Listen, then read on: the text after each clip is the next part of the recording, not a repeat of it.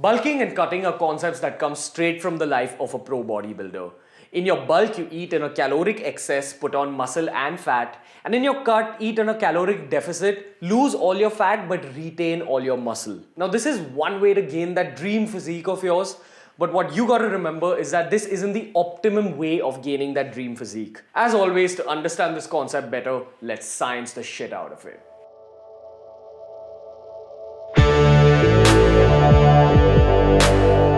What's good, everybody? To understand the science first, let's talk about your maintenance calorie level.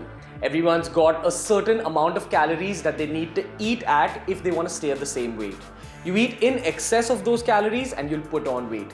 You eat lesser than that amount of calories and you lose weight. That's the first concept that a pro bodybuilder adopts. So a bodybuilder, firstly, if he's a professional, he'll take steroids. That changes the environment of his body.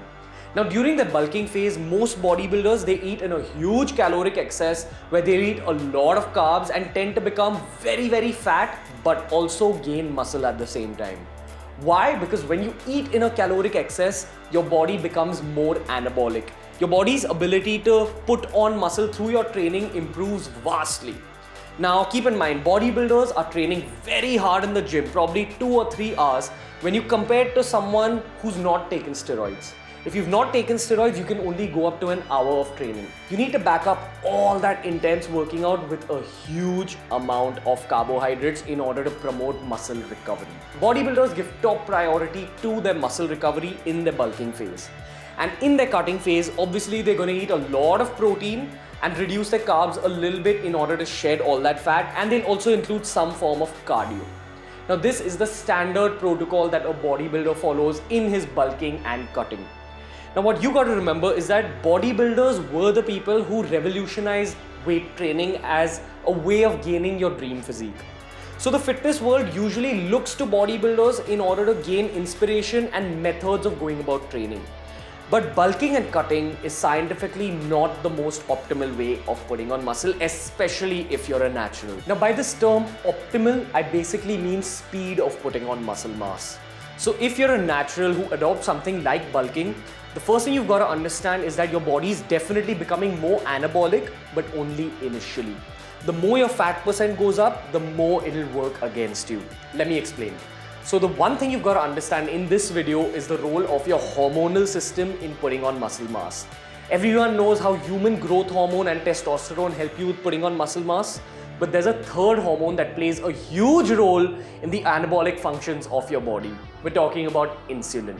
Let me explain the purpose of insulin in your body. Firstly, when you consume any form of a carbohydrate, the carbohydrate is broken down into glucose. And that glucose is converted into energy using insulin. So insulin is essentially the guy at the petrol pump who puts fuel into your fuel tank. So insulin takes that petrol from all the food and puts it into your tank to be used as energy. By actually harvesting energy from your food, insulin is able to supply all parts of your body with all that energy. So what we say is that insulin halts all forms of catabolism in your body. Throughout the day, especially after you go to the gym, you've damaged your body. In order to recover from all that, you need the food, you need the petrol. And that guy at the petrol pump, who we call insulin, is helping refuel your fuel tank. Primarily by supplying energy through carbohydrates, but also by increasing your muscle protein synthesis.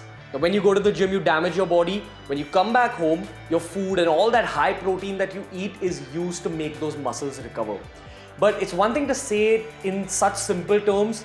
It's another thing to understand the scientific concepts of it. Now, firstly, you've got to understand how insulin works as a hormone. A hormone is defined as anything that's produced in one part of your body and it has an effect in another part of your body. Your pancreas, an organ, produces your insulin, and the insulin doesn't work alone. Any hormone, for it to work, it needs to work along with a receptor. So your insulin hormone will go to each of your muscle cells, and that's where they'll find the receptor. All your muscle cells have insulin receptors. Think of it as a lock and key system. The lock is the insulin receptor and the key is the insulin. When they combine, they kind of open up the gates of your muscle and allow all that protein and all that energy from the glucose to enter the muscle and help with recovery. So insulin, in this case, that guy at your petrol pump, is becoming the gatekeeper. It's allowing things to enter the muscle cell and help with recovery and help you with your gains. Now, insulin also improves the blood flow to your muscles and it improves the muscle protein synthesis.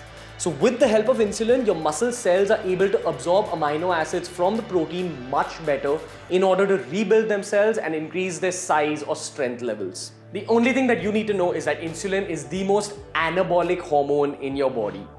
But let's talk about insulin sensitivity now. Insulin sensitivity is something that varies in different people. Some people might be a little more insulin sensitive, some people might be a little more insulin insensitive. So suppose there are two people, one of them is insulin sensitive, one of them is insulin insensitive.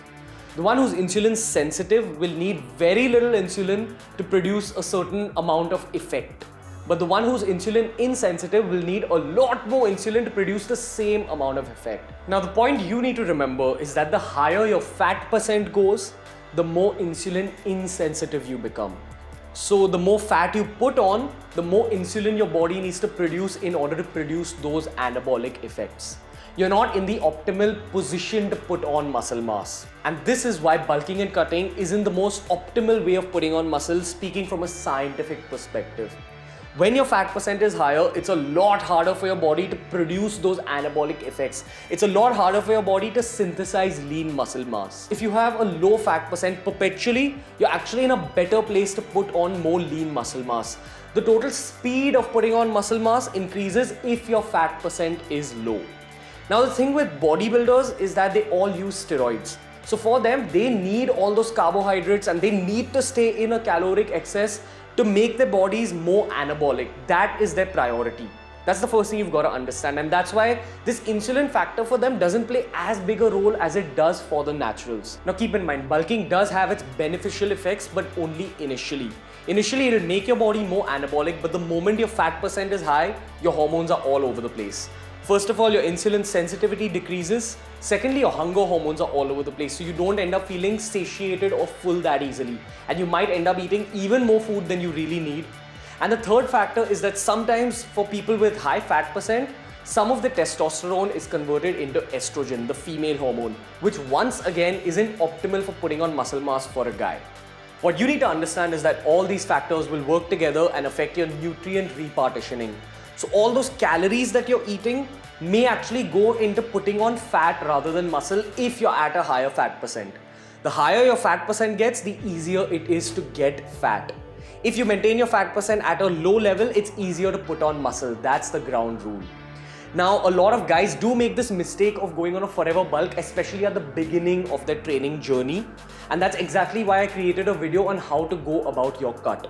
I made that detailed video on cutting. It's a free of cost coaching program primarily for my brothers who've made this mistake of putting on a lot of fat along with all that muscle.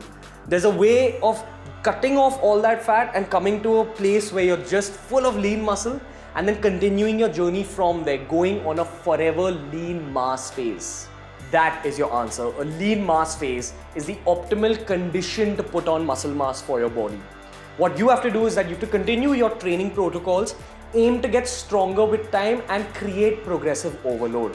If you're familiar with my BeerBiceps training videos, you'll know what progressive overload is. If you're not familiar with it, make sure you check out my video on the science of training. You need to know about all these concepts. Basically, you need to get stronger in the gym, and when you come home, your diet should be around your maintenance calorie level. Remember, your aim from a training perspective is to perpetually get stronger. That's the other disadvantage of going on this bulking and cutting cycle. When you're bulking, your body is super anabolic, so your strength levels vastly improve. But when you're on a cut, you're in a catabolic state and your strength levels won't improve at all. They'll probably stay the same or even drop. That's something you want to avoid. Now that's that from a training perspective, but what do you do from a dietary perspective? Rule number one is that you eat high protein, at least 2 grams per kilogram of body weight. The second is that in terms of calories, you eat at around maintenance and you can afford to go about 10% above maintenance. So if your maintenance is 3000 calories, you can go up to 3300 calories a day. Now, if you're someone who doesn't count all the macros and all the calories, just like me, I go by eating a lot of carbohydrates and I see how it's affecting my weight. I constantly keep a tab on how my weight is fluctuating according to my diet, and I've worked out the system for myself. So I have about 4 or 5 meals a day where I'll have decent amounts of carbohydrates, probably 1 large bowl of brown rice or sweet potato or oats. Clean carbohydrates, lots of protein, and minimal fat. All my fat will come mainly from my protein sources and maybe a little bit of fat from my nuts and avocado and things like that. Basically, you stay at around the same weight and just aim to get stronger in the gym. This is the best system in order to put on muscle mass, and the good thing is, throughout the year, you're not a fat ass, you're lean and you're constantly getting bigger, but your fat percent is still low. Hey guys, so that was the video for today. If you liked it, make sure you give it a thumbs up. Now, if you're someone who's skinny fat, I've made a video on how to go about the skinny fat to rip transformation. And if you're someone who wants to learn more about the science of putting on muscle and the science of training, make sure you check out my Science of Building Muscle playlist. Until next time guys, from Ranveer, see you.